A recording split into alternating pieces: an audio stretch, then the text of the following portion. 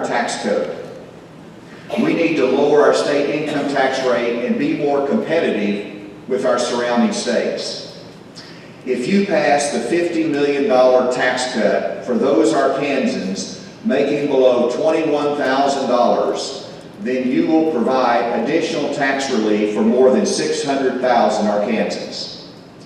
When this is combined with the middle income tax relief of 2015, then we together will have reduced the tax burden for more than 90% of Arkansas taxpayers.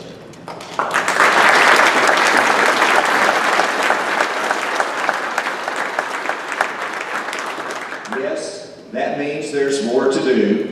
I pledge to continue down the path of lowering the income tax rate for all Arkansans.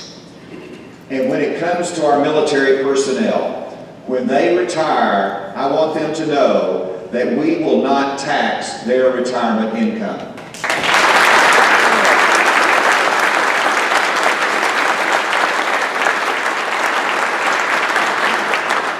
Many of you advocated for this in 2015, and I applaud your leadership.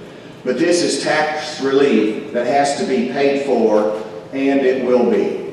The tax reduction for the retired military will be 100% paid for by ending or reducing 3 exemptions that I've previously identified. Now, I know that some of you say, well, this is not enough, and that we need to have a more comprehensive tax reform package. I agree with you. We need a specific plan for the future so that the public knows the direction we are heading and how we can get there. My goal from the beginning has been to reduce the overall high income tax rate in Arkansas and to do it for all Arkansans. Today I'm asking your support for a blue ribbon legislative task force to be created and directed to recommend further reform. The priority goals are fairness, competition, simplification, and economic growth. The focus of the plan is to reduce the high income tax rates in Arkansas. We need to have a plan to reduce the tax rate over time to a more competitive level. Let's create that task force, and I ask your support. Fourthly, we also need to assure opportunity for the next generation. This includes those who wish to go to college, those who choose to pursue a career, whether welding or construction, and those who feel left out through no fault of their own. It is essential that we as a state give every high school student a simple promise.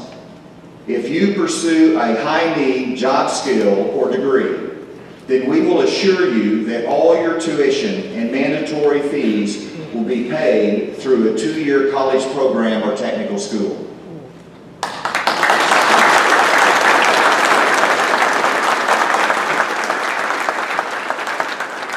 It is a simple promise with a big return for our state and the next generation. It is called Our Future Grants, and it will require a mentoring program for the student.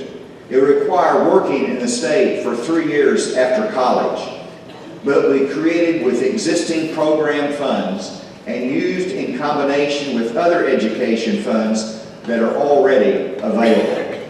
Because of our futures, it will be not only possible, but practical for a student to get a 2-year degree or certificate without any student debt. Let's not leave anyone behind, and that is why I'm asking your support for a higher level of funding also for our foster children in Arkansas. We need to improve the system. We need to adequately provide for our foster children that are in our care.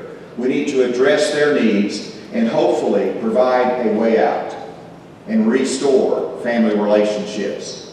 But we need to provide the additional funding that has been requested in the budget. We need to remember the needs of those on the disability waiting list that have been there far too long. They are in need of more service, and so I'm asking that you redirect a portion of the tobacco settlement funds to reduce that waiting list by at least 500 as a step in the right direction and a faith commitment to those that are in need.